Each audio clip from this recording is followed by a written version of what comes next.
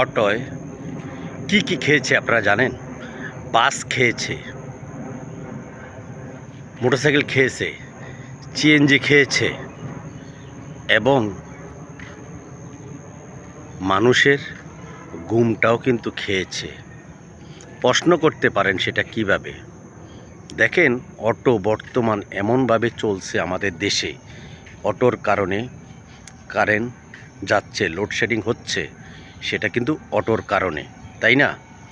অটোর কারণে মোটরসাইকেলের ব্যবসা শেষ, লোকাল বাসের ব্যবসা শেষ, একমাত্র অটোর কারণে, তাই না? ব্যাটারি চালিত অটো আমাদের দেশে যে কত বড় একটা ক্ষতিকারক যে বিস্ফোরক আপনারা চিন্তাও করতে পারবেন না। এটা বিশাল একটা আমাদের দেশের জন্য একটা বিস্ফোরক হয়ে আসছে। এইটা যে আমাদের দেশের জন্য কতটুকু বিস্ফোরক আপনারা চিন্তাও করতে পারবেন না।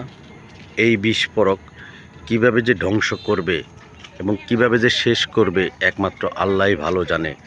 জানি না যে এটার কিভাবে যে শেষ হবে,